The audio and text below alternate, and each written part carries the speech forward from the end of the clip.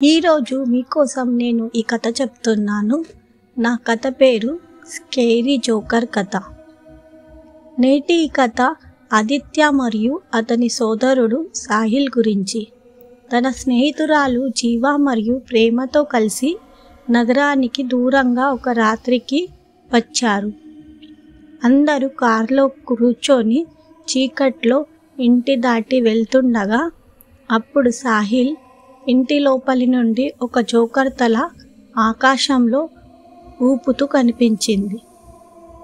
సాహిల్, అన్నయ్య, ఆకాశంలో జోకర్ తల ఊపుతూ ఉంది చూడు. ఈ నిర్జనాన ఇంట్లో ఎవరు నివసిస్తున్నట్టు కనిపిస్తుంది. సాహిల్ చెప్పగానే అందరి కళ్ళు ఖాళీగా ఉన్న ఆకాశం వైపు చూడడం మొదలు పెట్టాయి. కానీ ఎవరికి ఏమీ కనిపించలేదు. ఆదిత్య, సాహిల్, ఇది చాలా డర్టీ జోక్. జీవా, అవును సాహిల్, అక్కడ ఎవరు లేరు, మీరు మమ్మల్ని మోసం చేశారు. ఆదిత్య, సరే, ఇప్పుడు గొడవ పడకు, మనము చేరుకోబోతున్నాము. ఇంటి ముందుకి రాగానే హఠాత్తుగా కారు ఆగింది. ఆదిత్య అందరికీ చెప్పాడు. సడన్గా ఆగిన కారుని చూసి అందరూ మొహం పాలిపోయింది. ఆదిత్య టార్చ్ వెలిగిస్తూ సాహిల్కి అడిగాడు. ఆదిత్య, సాహిల్, నేను నిన్ను పెట్రోల్ నింపమని అడిగాను, నువ్వు నింపావా? అది విని సాహిల్ కూడా కంగారు పడి తన సోదరుడు ఆదిత్యకు చెప్పాడు. సాహిల్, సారీ అన్నయ్య, నేను పెట్రోల్ నింపడానికి బయటకు వెళ్ళాను. అప్పుడే ప్రేమ కాల్ వచ్చింది. ఆదిత్యకు కోపం వచ్చింది. ఆదిత్యకి కోపం రావడం చూసి జీవా అతడిని కంట్రోల్ చేయడానికి అతని దగ్గరికి వెళ్ళింది. జీవా, సాహిల్ మీద ఎందుకింత కోపం? ఎవరు తప్పులు చెయ్యరా? దీని గురించి ఎందుకు అంత కంగారు పడాలి? ఆదిత్య, అద్భుతంగా ఉంది జీవా. ఇంత రాత్రిపూట కారు ఆగింది.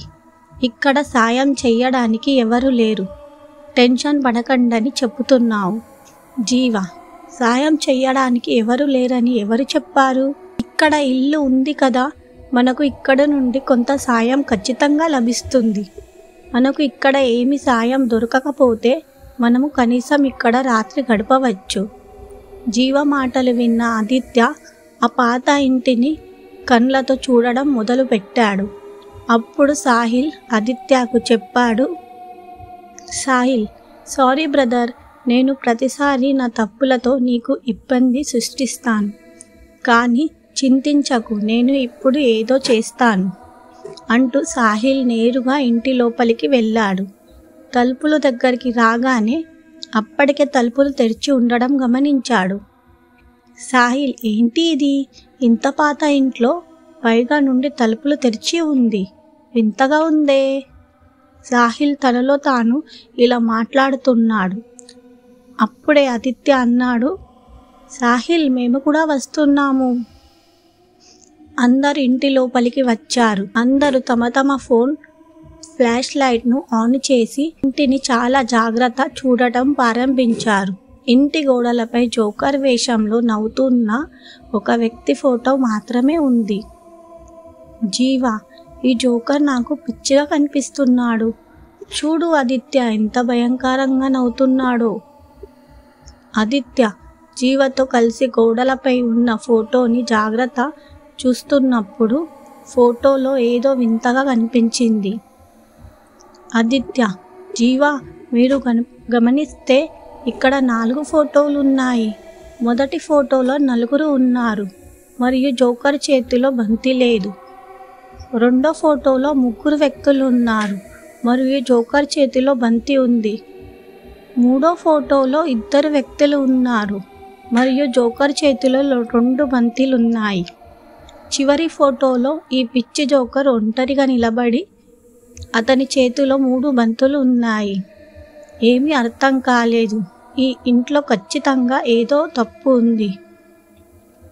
ఆదిత్య ఏదో ఆలోచిస్తూ అందరికీ చెప్తూ ఉండగా ప్రేమకి వికారంగా అనిపించింది.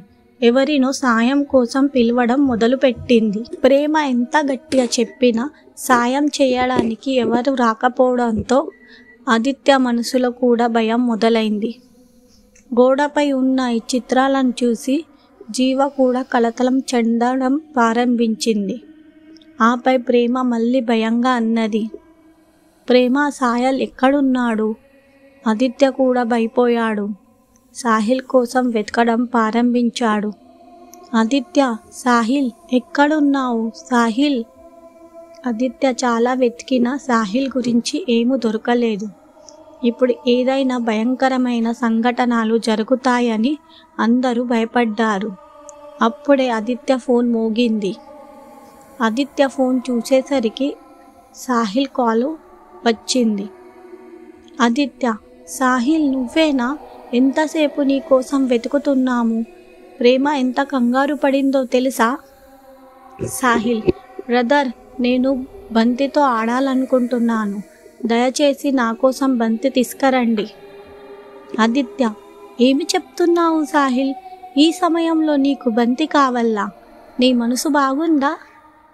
మనము రాత్రికి బయటకు వచ్చాము తిరగడానికి, ఆడుకోవడానికి కాదు, అర్థమైందా? ఇక జోకు ఆపు, నిశ్శబ్దంగా బయటకు రా. ఇక్కడ నుంచి కాలినడక బయలుదేరుదాము. సాహిల్, వద్దు బ్రదర్, నాకు బంతి కావాలి, అది కూడా ఇప్పుడే, లేకపోతే అందరినీ చంపేస్తాను. సాహి మాటలు విన్న ఆదిత్య ఈ విషయాన్ని శాంతింపజేయాలని సూచించాడు. ఆదిత్య, సరే సరే, నేను తెస్తాను, ముందు నువ్వు నా ముందకి రా, అప్పుడే నేను నీకు బంతి ఇవ్వగలిగాను.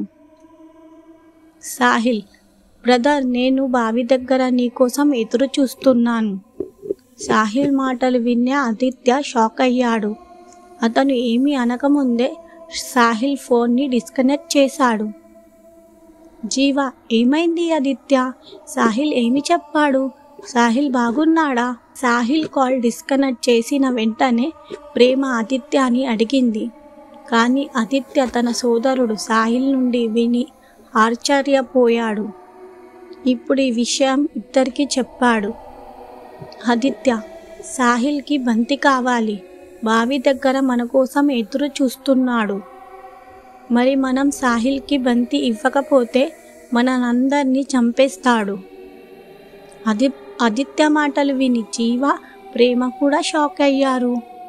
ప్రేమ, ఏమన్నాడు? మరి ఈ ఇంట్లో బావి ఉందని వాడికి ఎలా తెలుసు? జీవ, ప్రేమ, మనం ఇక్కడ ఉన్నాము, మనము కలిసి సాహిల్ని కనుగొంటాము. ఆదిత్య, అవును ప్రేమ, సాహిల్ నా తమ్ముడు, నేను అతనికి ఏమి జరగనివ్వను, చింతించకండి, మనం ఎలాగైనా ఆ బావిని కనుక్కోవాలి. ఇలా చెప్పుతూ ఆదిత్య, ప్రేమ, జీవ కూడా ఏకమై సాహిల్ కోసం హౌస్ మొత్తం వెతకడం మొదలుపెట్టారు. కానీ ఎవరికి ఏమీ దొరకలేదు. అప్పుడు ఆదిత్య కిటికీలో నుంచి జోకర్ తల ఆకాశంలో వెరగడం, అతని ముఖంలో పెద్దగా మరియు చాలా భయంకరమైన చిరునవ్వుతో చూశాడు. జోకర్ ముఖం చాలా భయంకరంగా ఉంది. ఆదిత్యకి అతని నవ్వు స్పష్టంగా వినిపించింది. ఆదిత్య, జీవ మరియు ప్రేమ, త్వరగా వెళ్దాము. చూడు, సాహిల్ నిజం చెప్పాడు. సాహిల్ నిజంగానే ఆకాశంలో జోకర్ ముఖాన్ని చూశాడు. జీవ మరియు ప్రేమ కూడా ఆకాశంలో జోకర్ ముఖాన్ని చూసి చలించిపోయారు మరియు అతని ముఖంలో భయం కూడా స్పష్టంగా కనిపించింది.